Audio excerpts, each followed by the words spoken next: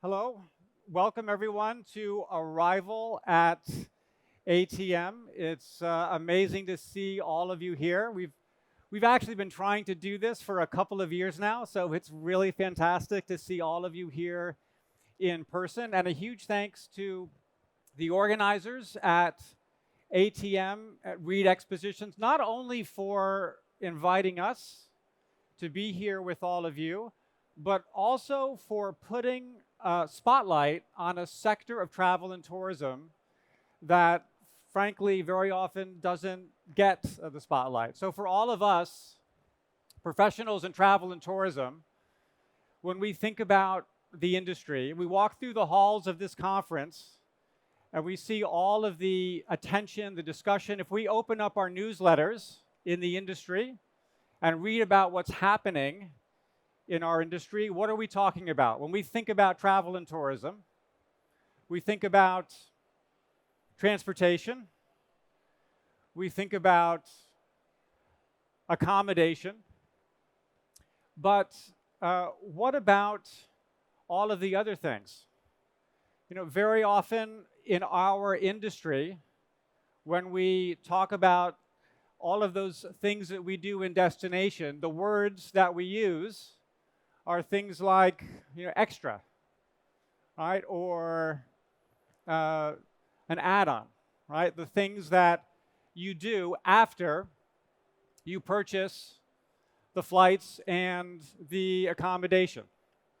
So just take a moment, right, and think about your next trip, or you think about the last trip that you took. What are you thinking about? All right, think about, go through the photos of your last trip that you took. What are the things that you remember the most? What are the things that are so important? What are the photos that you have? Do you have photos of things like this?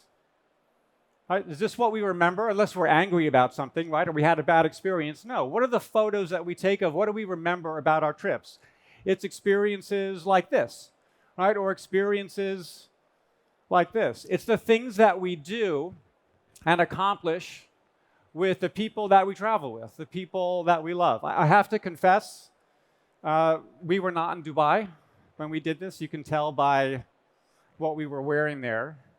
But these are the things that we remember. These are the things that are most important about travel. Even those moments, right, when you think you've got the perfect photo of a trip and your 15-year-old refuses to let you take it, right, this is still the kinds of things that make a trip so special and that we remember so much about our travel. So we actually ask travelers about this. It might seem kind of obvious. It might seem pretty silly. But we ask travelers, okay, what matters the most to you when you are traveling? And as you can see, it's the amazing attractions that you see. It's the tours and the activities, the things that you do. It's the people that you meet. It's the food that you taste, the things that you touch and you smell. These are the things that matter most to travelers. So, we in the industry, for us, often we talk about tours and activities. We're like that third tab or that third thing you do on the website after you've already booked your flights and hotels. This is how the industry generally thinks about it, and you can see when you kind of go around at events like this. But in fact, we think about this a little bit differently at Arrival. So experiences, they're not just the things to do, it's the reason to go. Tours, activities, attractions, and events, this is the why for travel. So that's why we at Arrival, we call this the why of travel. It's also the best part of travel. So let's take a moment and talk about this industry, experiences, what it is, and how big it is. So experiences, tours, activities, attractions, events, all of the things that travelers do when they get there, but actually it's also the reason that they go in the first place. So first, it's a big market. So according to our research, and I'll look at 2019, $254 billion in global gross industry sales, We have some research coming out over the next couple of months that will provide updates on the size of the market today and where it is headed. But to give you a sense of perspective or context, so $254 billion, it makes it the third largest sector in travel and tourism after transportation and accommodation. There are about 1 million operators, or just under 1 million operators. So operator, this is the word that we use to describe many of you. So if you are an operator, a creator of a tour, activity, attraction, event, an experience, something that a traveler does in destination, then you are an operator. Now, so this is one of those, I often think of it as like a vanity metric. And we're responsible a little bit for this too. We see this number, nearly 1 million operators in the world. This must be a really big and important market. There's so much opportunity. Why isn't everybody just jumping right in and making millions and millions or billions and billions of dollars? So let's just take a moment and step back from the vanity of it and look a little bit more deeply at what's going on. So 1 million operators, more or less, around the world, but there's a but to that. So first, this sector is, a little bit, well, more than a little bit of a dinosaur relative to the rest of travel and tourism. In particular, in terms of technology adoption, innovation, things like online booking, making it possible for consumers, for travelers to find your products and to book them online. So just as an example, here we'll look at online penetration for our sector, for experiences, so tours and activities on the right versus hotels. This is 2019. So online penetration, that is the share of all bookings made online in our sector, way behind the rest of the industry, the rest of hotels. So I think it's a really important question to ask here, like why? I mean, if there's so much opportunity, it's such a big market, why is this taking so long? So this is a really important question for all of us to look at. There's a few things behind this. So first, it's not actually an industry. If you remember the slide that we showed with the website, and we've got tours and activities or things to do after flights and hotels. So we as an industry, tourism, we like to put everything in buckets. Airlines, hotels, car rental, and then, things to do, right? It's just the same. Well, in fact, it's not an industry at all. It's upwards of 140 distinct types of businesses, all with very different needs, different sizes, different structures. For example, everything from the largest observation deck in the world, which I think is not too far from here, and the CEO of Amar Entertainment will be with us on stage a little bit later today. So everything from the largest observation deck in the world to the fastest roller coaster in the world in Yas Island to Benoit, who takes people on walks up a mountain. I don't know, Seb, are you here? You're over here? I really want to do this while I'm here, so I'm counting on you. So if we can, okay, so come find me afterwards. So we have the Burj Khalifa and we have Benoit. Who knew that they're actually in the same business? That's pretty amazing. So we've also got walking tours, food tours, outdoor adventure experiences. So just think about this for a moment. Such a wide array of businesses. Different sizes, different shapes, different business needs, different technology needs, different ways in which consumers and travelers think about it, what they're looking for from the experience. This presents an enormous challenge to us as an industry. So we can see already this is an incredibly fragmented sector, incredibly diverse. So how do we, and all of you as travel and tourism, how do we serve that industry? How do we access it? How do we make this product, well, how can we find it and make it available to our customers? How can our customers find this product? It's very challenging. Another issue, so there are 1 million operators around the world, yes, but they are mostly small. like Chris Wilson of typically Swiss Tours. Basically, one man in a van.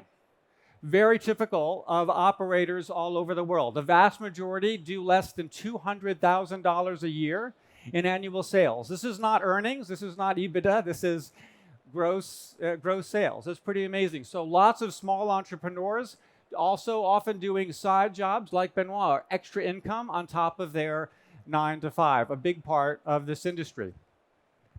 More than 1 in 3 operators do not use technology. So I've put the website of an operator, actually a fairly significant operator. I've blacked out their name. I guess if you look really closely, you could probably figure out who it is. I'm not trying to, call anybody out or anything, but just to highlight just how extraordinary this is. Think about this for a second. Imagine if you're a hotel or if you're an airline and you're not using a central reservation system today. I mean, it's totally inconceivable.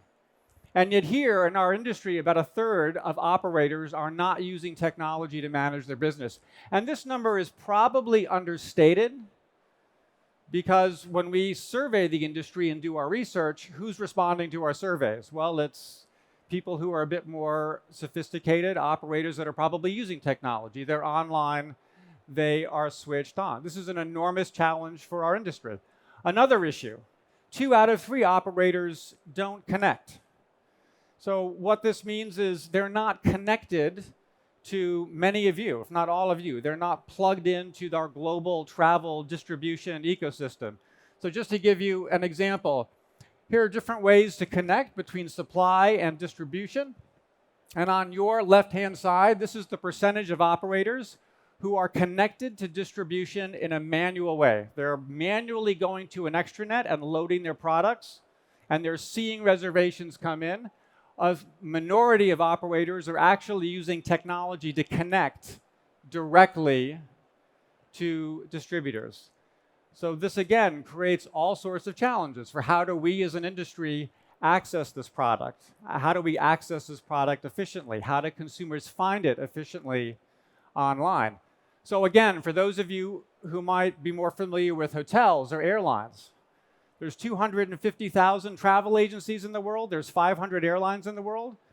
Imagine if 2 out of 3 airlines didn't connect to a GDS, right? Or 2 out of 3 travel agencies didn't connect to a GDS. How would you be able to buy a flight to come to Dubai to attend ATM?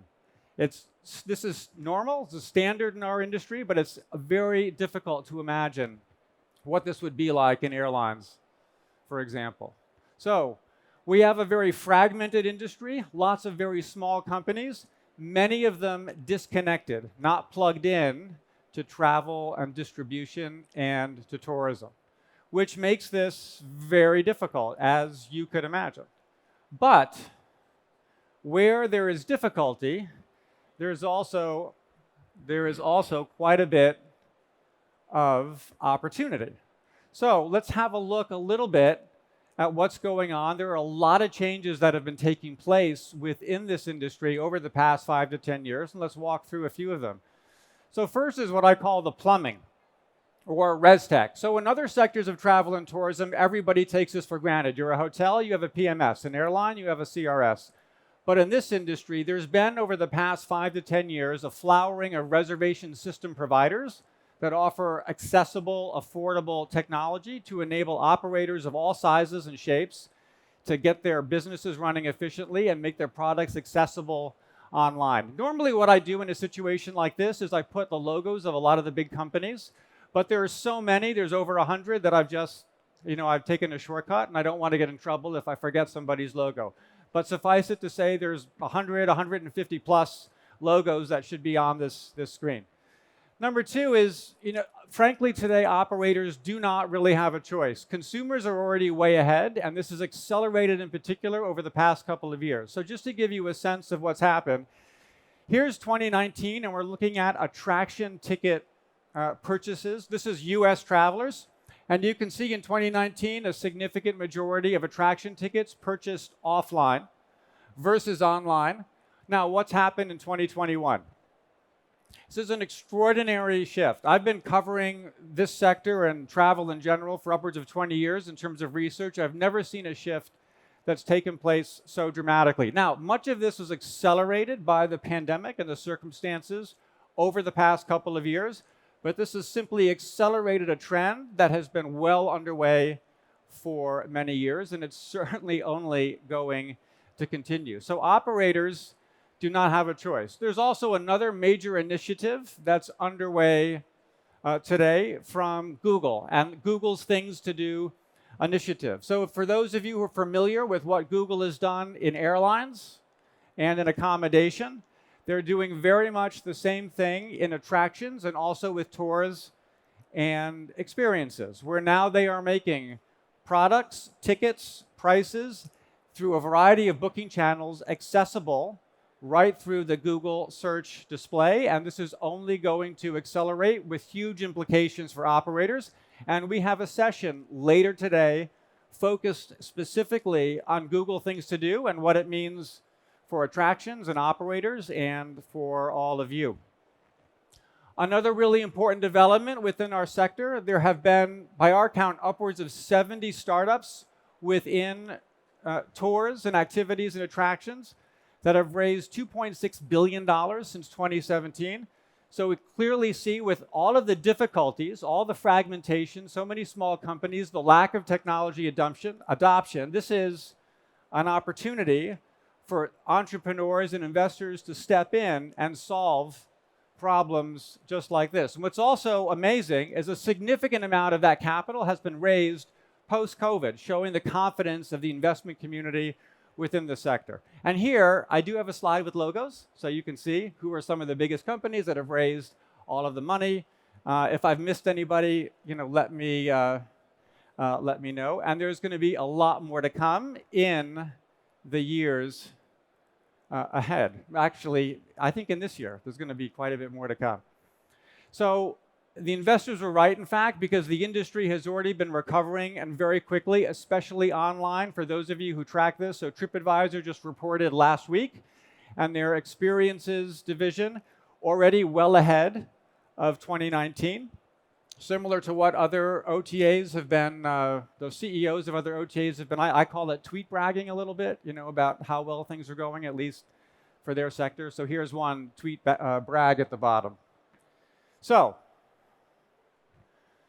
where do we go from here? What do we talk about over the course of our program today at Arival at ATM? So certainly technology, adoption, getting connected, a lot of the things that are taken for granted in other sectors of travel and tourism, we have a big focus here over the course of this afternoon. Few other key themes too that I also would like to touch on. Experiences, tours, activities, and attractions. We also, I think of this as really it's travel's engine of opportunity, of economic opportunity. So as an example, half of all operators, of those million or so operators, it's slightly under a million, actually started their businesses since 2015.